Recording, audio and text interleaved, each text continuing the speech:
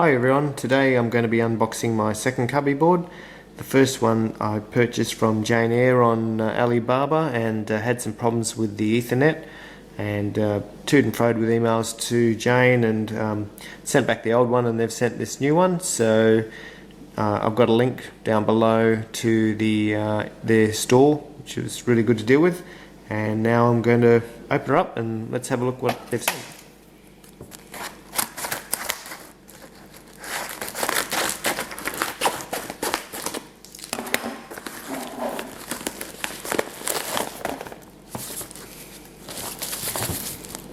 Okay, so we've got the bubble wrap. The box looks a bit dented, so hopefully it's been not bashed too much.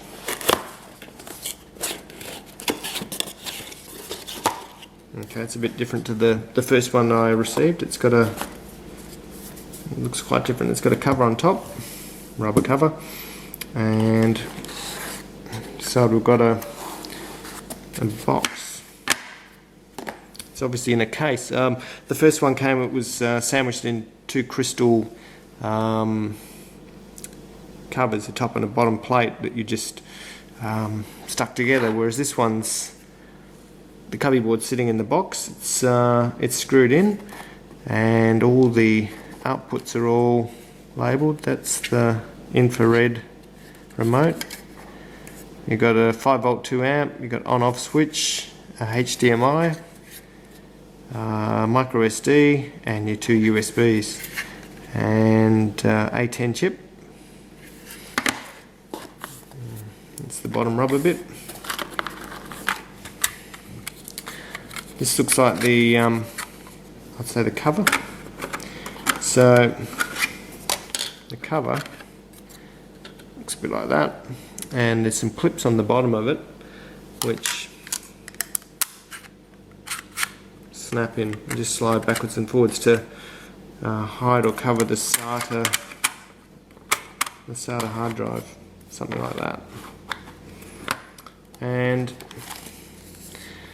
there's a sticker here as well, which looks like I have to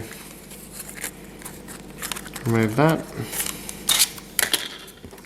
I'm guessing stick that on top, but if I do that, it's going to obscure the four screw holes that screw that lid on.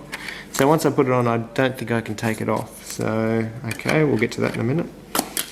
And on the bottom there's the I/O, two lots of that, and obviously two plates, and that would be two plates in the box, and some screws, and a SATA connector for the hard drive, and what have we got? The power supply from USB, and the other connector for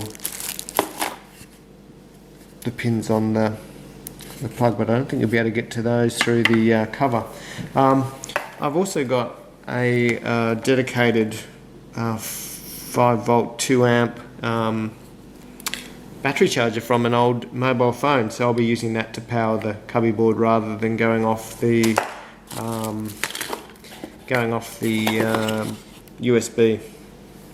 So what I might do now is assemble the box, and first of all I'm going to screw on the back I/O covers, because I'm not going to use them initially. I'll get to them later, and then we'll whack on the cover on the top and then assemble that. Okay, I've screwed on the plates for the I/O. The bottom is now completely flat and smooth. I could probably put some rubber feet on the bottom to keep it slightly raised. There's no ventilation on the bottom, and there's not much in the way of ventilation on the sides either. It's strictly the ports, so I hope it doesn't overheat too much. I don't think it will. So the next job will be to put on the top plate. Again, you've got the SATA hole there for the ventilation, perhaps. Maybe that'll be sufficient. So I'll just assemble the lid, but yeah, I'll have to assemble that put that on and then stick that on top. Let's get the last of the screws in. Okay, make sure they're nice and flat. This sticker, the Cubieboard sticker, is going to go on top, and it's going to be flat, otherwise it's not going to stick too well.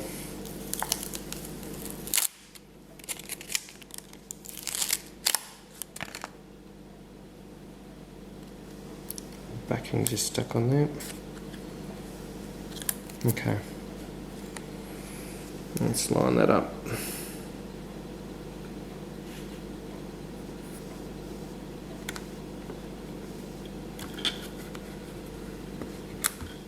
Looks good.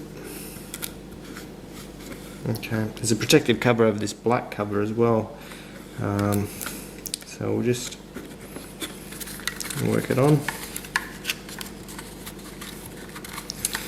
Now it's going to be very difficult to remove this. I'll probably have to damage the sticker if I should want to take the Cubieboard out of the case for some reason. I mean, it's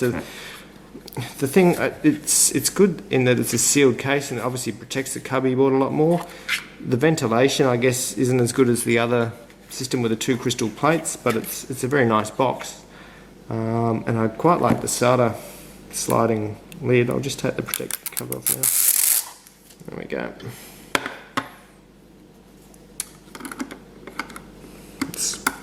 There we go. Okay, there we go. So it's now assembled and looks pretty good. The one thing I don't like, I guess, is that it probably won't be able to see the green and red flashing light, the Christmas effect that I like to see on the old Cubieboard. But that's a really nice box. That concludes the unboxing of the Cubieboard. I hope you've enjoyed it and got something out of it. Maybe giving you some hints and tips for when you get yours.